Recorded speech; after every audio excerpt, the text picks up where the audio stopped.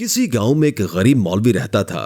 वो गांव की मस्जिद में इमामत करवा कर अपने खानदान का पेट पालता था। उसकी एक ही बेटी थी जो इंतहाई खूबसूरत थी। मोहल्ले का एक अमीरजादा मौलवी की बेटी पर आशिक था और किसी तरह उससे शादी रचाना चाहता था, लेकिन वो शराब और बुरी सोहबत का आदी था। इसलिए जैसे ही उसने रिश्ता भिजवाया, मौलवी ने अपनी बेटी का रिश्ता देने से इनकार कर दिया। ये बात उस अमीरजादे को बहुत बुरी लगी। उसे अपनी तौहीन महसूस हुई कि गरीब मौलवी ने अपनी बेटी का रिश्ता देने से उसको इनकार कर दिया है। अब वो अपनी तौहीन का इंतकाम लेने पर उतर आया था। उसने सोच लिया कि किसी भी तरह मौलवी की बेटी को बदनाम करके छोड़ेगा ताकि कोई भी उसके साथ शादी पर आमादा न हो। खुदा का करना ऐसा हुआ कि कुछ अरसे के बाद मौलवी की बेटी के पेट में दर्द होने लगा, जो दर्जा बदर्जा बढ़ता चला गया। मौलवी की बीवी अपनी बेटी को गाउस के वाहिद हकीम के पास ले गई। उसने नब्ज देखकर दवा दे दी। उससे वक्ती तौर पर तो लड़की के पेट का दर्द ठीक हो गया, लेकिन कुछ महीनों के बाद ऐसा हुआ कि लड़की का पेट फूलना शुरू हो गया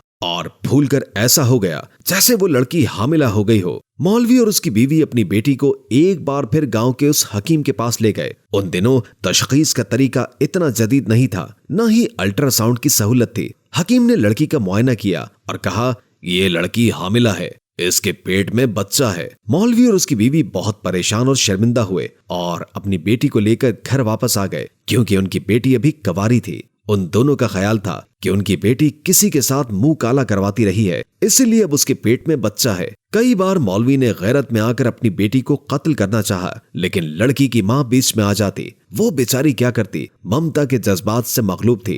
वो अपनी बेटी को कत्ल होता हुआ नहीं देख सकती थी। दूसरी तरफ वो बिगड़ा हुआ अमीर नौजवान जो मौके की तलाश में था, उसने लड़की को हकीम के पास आते जाते देख लिया था। एक बार वो हकीम के पास गया और कुछ नकदी हकीम के हाथ पर रखी तो उस हकीम ने सब कुछ उगल दिया कि मौलवी की अकलौती बेटी बगैर शादी के हामिला हो गई है। बस फिर क्या था, उस नौजवान के हाथ बदला लेने का सुनहरी मौका आ गया था, जिसके इंतजार में वो काफी अरसे से था। उसने गांव के मिरासी को बुलाया और पैसे देकर कहा, ये खबर गांव के हर घर में पहुंचा दो। चुनाचे मिरासी ने दिनों में ही ये खबर हर तरफ पहुंचा दी। अब गांव के लोग बात की तस्दीक करने मौलवी के घर में आना शुरू हो गए। जब उन्होंने पूछा कि तुम्हारी बेटी सचमुच हामिला है, तो मौलवी ने चुपचाप सर झुका लिया। बस फिर क्या था, लोगों ने मौलवी से गांव की मस्जिद की इमामत वापस ले ली और उसको गांव छोड़ने की थोड़ी मोहलत दे दी। इस बात से मौलवी और उसकी बीवी शदीद परेशान हो गए। एक के बाद दूसरी मुसीबत आज उन पर आन पड़ी थी।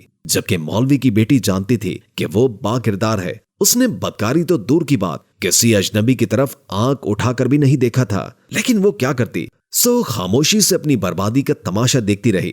एक सुबह किसी शख्स ने मौलवी के दरवाजे पर दस्तक दी। जब मौलवी बाहर निकला तो उस आदमी ने अपना तारुफ करवाया और बताया कि वो एक हकीम है और उसे आपकी बेटी के बारे में खबर मिली है और आप सख्त परेशान हैं, तो मैं दूसरे गांव से सफर करके आपके पास आया हूँ। मैं बचपन में आपसे कुरान पढ़ता रहा हूँ। मौलवी जो पहले ही परेशान था, उसको ये सहारा भी गनीमत लगा, क्योंकि वो एक बाप था और बेटी के पेट की तकलीफ से परेशान रहता था। वो उस शख्स को घर में ले गया और उसने लड़की का मुआयना किया और सारी सूरत हाल समझ गया और कहा, मुझे एक बकरा और एक कुत्ता लाकर दे दें। जब दोनों चीजें उसको दे दी तो उसने दोनों को ज़िबा किया और बकरे का गोश्त पकाकर लड़की को खिला दिया। जब लड़की ने पेट भरकर गोश्त खा लिया तो हकीम लड़की को उस कमरे में ले गया जहां पर कुत्ते का गोश्त रखा हुआ था और लड़की से कहा, मैंने तुमको जो कुत्ते का गोश्त खिलाया है उसका जायका कैसा था? लड़की ने जब कुत्ते का गोश्त देखा तो उसका दिल खराब होने लगा और उसे इतनी नफरत महसूस हुई कि वो